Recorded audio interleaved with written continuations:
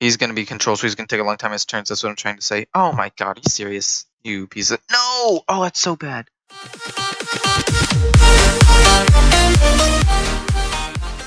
Okay, so I'm actually going to start this off by apologizing, because I used to pride myself on not getting rid of a ton of losses if I have them, just being totally transparent with you guys, showing you the guys at face value how good they are. And I have not been doing that. I have actually kept about 12 losses from you guys, because I have gone on a huge loss streak, and it's really tilting, to say the least. So I apologize if you guys are upset. That's totally reasonable, and win or lose, I'm going to just be keeping all of the next games that I play, and showing you. It'll show both the strengths and weaknesses of the deck, hopefully, but really the reason why I want to keep in the losses is because showing the weaknesses of a deck can sometimes be extremely helpful. And sometimes can be extremely helpful for people to understand whether or not, or understand how the deck works and whether or not they want to play it. I think that this deck is very good for beginner players because it's very straightforward, it's very consistent, and has very few bad matchups. Now, obviously, I've been having a ton of just bad games in a row, and I don't necessarily want to judge my previous experiences, or use my previous experiences to judge this deck extremely poorly, because I actually don't think that it's that bad. But I would also not like to give the image of it being better than it is, which is what I fear that I'm doing by not necessarily giving you guys all of the information that I should be doing. This is actually a good one to get, actually, right here. So the question is, how do I deal with his board? I think what I do is I buff this up to kill the 3/3. And we play this and 2 1/1s, and now we have a pretty wide board that can deal with, hopefully, whatever he puts on the table. I took out the Paragon of Light tech. You guys would have seen that in the last episode. If you haven't seen that, that one was a little tilting as well, but I put it in anyway. Ooh, go face here. Do it, please. Oh, we didn't do it. Are we going to do this, is the question. The answer, I think, is yes. Then we're going to go trade. Play a 2/5. I think we're also just going to hit this, to be honest, and keep the board control alive. You know, was that at 1 mana? Because, okay, so theoretically what I could have done to make that more efficient was hit with a 1/1 first, because I only needed to do 5 damage to hit with a 1/1 first, have it die, then play the Corridor Creeper and pump up all of the attacks. That would have been the absolute, like, optimal thing to do. Obviously, I didn't do it, but again, that would have been what I would have done, you know, if I hadn't been bad. But I was. So we're going to play all of this. We're actually going to buff up this and hit this into that. It's going to live with 1. He's going to have no way of actually killing it unless he has an SI agent. And obviously, he might have an SI agent. Like, it's not unlikely that he has one. The point is, he needs it in order to deal with it. Or I guess at this point, he could have a Vilespine Slayer. Vilespine Slayer that makes sense. Okie dokie. Go ahead. Do your waste. I have a 2/1 still, so when I pump up all of my Silverhand recruits, he will be strong enough to kill this, he will be strong enough to kill this, and he will be strong enough to go face. I know that I said win or lose this deck, I would show it, and I know that sounds staged, but I swear to God it wasn't. I swear. Win or lose for the next several games, I'm just going to show them. I only need to show the next 2, though, because I'm running out of time in terms of days to show videos, but I swear, win or lose, I'm just going to be showing these games. So, this channel is geared towards beginner players. You all already know that. However, that being said, recently in these gameplays, I've been more tilted than actually helping you guys, so I'm going to try to be talking a little bit more about what I'm thinking when I'm playing the game, as well as things that I've learned on my most recent climb to Legend, as well as my gameplay in Legend. So, first of all, just because it's not my turn, well, it is my turn now, but he's going to be control, so he's going to take a long time his turns. That's what I'm trying to say. Oh my god, are you serious? You piece of... No! Oh, that's so bad. Okay, 1 second. I'm going to pump up his attack, hit this, and then play the Firefly. Okie dokie. Anyway, as I was saying, on this climb, you gotta realize that wins and losses are extremely, extremely streaky. Very often, you will win games that you shouldn't win, or lose games that you shouldn't. Well, not shouldn't, but win games that you don't think you should have won, and lose games you don't think you should have won, and just get really lucky. And you just gotta know that it'll end up evening itself out. Like when I say evening itself out, look at my. It's still a 62% win rate deck. Definitely not like an evened out kind of thing going on here, if that makes sense. Like, I still win the majority of these games. Also, not playing anything because I don't want to flood the board too much. Just quick little heads up on why I did what I did. Because if I played too much, he's probably going to Defile or Hellfire here. Or do that. Huh. Okay, interesting. Whatever. I guess he doesn't have removal. But anyway. Personally, I just think that you guys shouldn't get tilted if you lose. Because I was just extremely tilted because I was losing. Like, that was what was just happening to me. Just now. Like, for the past couple of hours, I was sitting here fuming. Like, why can't I win a freaking game of Hearthstone, dude? Except, a little more angry. And so angry at some points that I just didn't want to show the gameplay. That being said, sometimes there's just not much you can do about it, man. Sometimes you're just going to win some games and lose some games. I'm going to play him over him because he's going to be a way I can restabilize the board in a minute. And this is a way of just doing immediate damage. If he doesn't have a response, I'm going to win soon. If he does have a response, then I'm going to lose badly. Hellfire, that's fine. Give me something that actually doesn't do anything. I'm going to kill him. I swear this isn't staged. I swear that I didn't just start winning games and I said I was going to keep all of the games. Look at the timestamps. Okay, I swear to God, this one was right after it was not staged. Okay, I promise you. Oh boy, a mage. Hopefully it's tempo. Big mage actually kind of beats me because they have a lot of removal and just can keep removing the minions I get on the board. I'm going to keep raid leader because if it is big mage, I'm going to need to do some heavy damage early. And if it is big mage, divine favor is actually pretty good. So, excuse me, I'm not going to lie. This is a pretty good starting hand if it is big. Okie dokie. So I think I'm going to start off with the Glowatron because he can ping this. And deal with it. Also, I love this guy's name. I'm actually very impressed that he's able to get a name like that. Silence! Silence! Solid name. Solid name, dude. I'm impressed you got it. Okay, so I'm thinking maybe it's not tempo. I'm going to play that. I mean, I'm thinking it is tempo. Because he was considering coining out a card. Now he's going to play his little mana worm. He's going to coin out something else. And I'm going to be like, oh no, what do I do against a mana worm that is pumped up? Also, that mana worm nerf I actually really don't think was needed. Oh my god, okay, I take it back. Okay, so I got a Flame Strike. That's a very late game one. It's a very, very late game focused card. That being said, now he knows that I don't have a level up in my hand. Or at least one of them I don't have in my hand.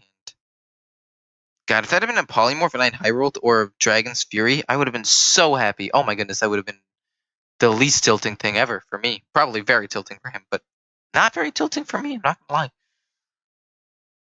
To keep minions alive, I think I'm going to hit the 2-2 with my 1-3 because it's going to die to pretty much all of the removal anyway. So we're going to hit. We're going to play Divine Shield because it'll live, right? And then we're going to hit that into that. It'll keep an extra thing alive, potentially, and then we're going to just hit him in the face. Now we get to see what he does with his very, very full hand. Very full. Don't take the Divine Shield. I'm okay with that. We accept that. We take those. We're going to go... Is there a way I can deal with his entire board without having to shoot? There is, and this is it. Hit. hit. Pump this up because he can't actually deal with it. And then turn. Next turn, I think I'm going to double Mecharoo and then just Divine Favor.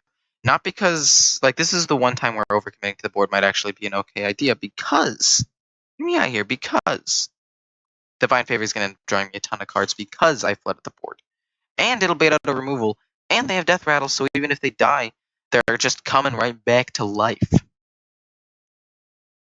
Observe and reflect indeed, my friend, but do so silently, because silence is key, as I've been told. What other removals does he have in his hand? I'm trying to think of all the removal that a big mage has, and that is Dragon's Fury, Meteor, Blizzard, Flame Strike. Sometimes a Doomsayer as well. Don't want to overlook that. Can never overlook the surprise Doomsayers that occasionally pop up. Play, Divine Favor, bada bing, bada boom, drawing 7 cards for 3 mana is absolutely absurd. So it's going to be 1 set of removal. And then I think I'm going to Champion's Maul, Divine Shield, Hero Power next turn after the removal. And just keep forcing him to have a response to my removal. Over and over and over again. Tar Creeper, you son of a gun, you absolute monstrosity, you piece of garbage, you. Okay, so I'm thinking just buff up his attack, hit, that way more things survive, obviously.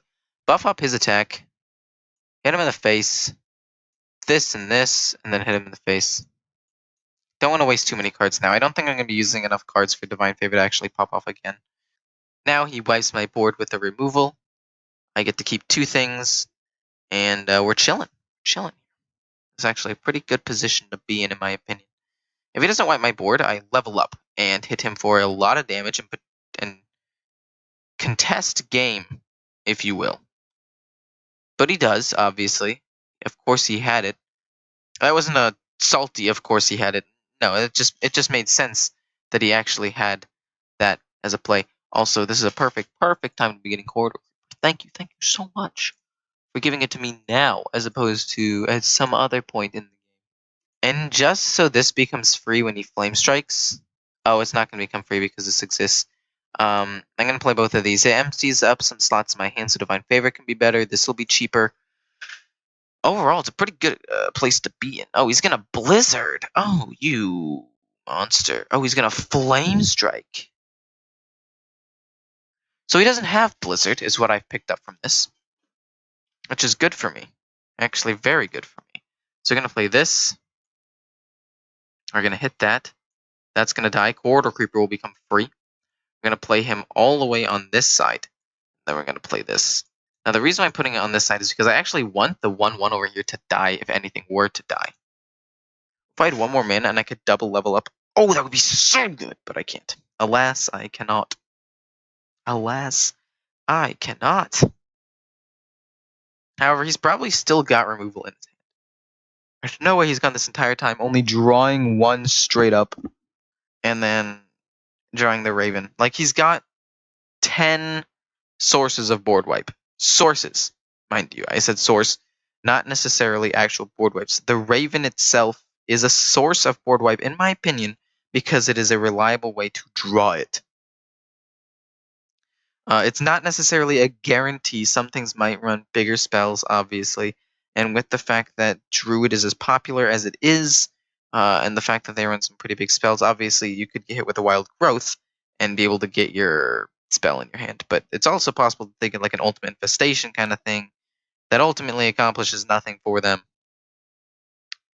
So what I'm hoping happens here is he rolls over and dies. That's the ideal here. I was about to say, if I draw Leroy, I'm going to have a field day. And I did. I did draw Leroy. I don't think I'm going to be having a field day. So that's 4. I hit with this. Hit this into this. And then just level up. And force him to have a response. Like, if he doesn't have a response to this, I win. If he does, I have a reliable way of rebuilding a board for myself. Also, instead of doing that for 1 guy, I think doing this for 4 cards is better. Technically, I should have done that first, just in case I drew like a veteran, and I could have pumped up for 1 more damage. But it's fine. Blizzard hurts here, but doesn't necessarily lose me the game, especially because I have Leroy. Literally, I just win the game unless he plays a Giant Taunt, I think. Playing that was definitely the correct play, as opposed to playing Leroy. Playing Leroy would have been a misplay, and I would have deserved to be like rank 15 for that. Not necessarily the worst, because I would have been like, oh, I need to deal with that immediately, so I would have thought that through. And I at least am an experienced player enough to know something. So I'd give myself 15. But if I had used Leroy to remove that and hadn't used level up, literally, I wouldn't deserve to be legend. Or even rank 5. Probably not even rank 10. But the fact is I considered it, which makes me feel a little bit worse about myself. Because it's something that I just think is extremely bad. And the fact is I considered it. I almost did it. Something that I think would have been a play that single-handedly caused me to deserve being a significantly lower rank. But wow, okay. I swear I did not stage this. I did not mean to go 3-0.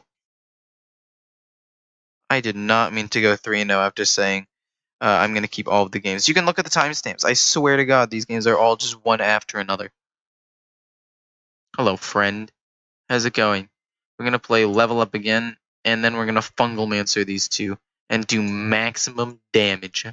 Bada bing, bada boom. That's for making me wait to take my turn, you bugger. That's right, silence. Get out of here. You can't. You don't deserve to speak after being a jerk. I don't know. I'm sorry. I'm tired. I'm gonna go to bed after this. It's 2 in the morning. I was just trying to get some extra film now that I'm legend. Oof. Okay, hope you guys enjoyed. The guide for this deck is coming out within a couple of hours of you watching this video. And I'm going to be switching to rotating decks weekly rather than bi-weekly now, because I like the diversity, and I think that people get tired of decks after me playing them for 2 weeks, because I definitely see people watching my videos less as the decks go on after about a week. So if you guys agree with the decision, then just tell me in the comments, and if you disagree, tell me in the comments as well, because this change isn't necessarily set in stone. It's mostly set in stone, but not like 100% yet. So basically what's going to happen is I'm going to play each deck 3 times. It's going to be Monday, Wednesday, Friday for one, Tuesday, Thursday, Saturday for the other. And on each deck's last day, being Friday and Saturday, I'm going to probably do a guide again. No, I'm definitely going to keep doing guides, actually. Guides are pretty fun to make, actually. It makes me feel important. It makes me feel like I know what I'm doing.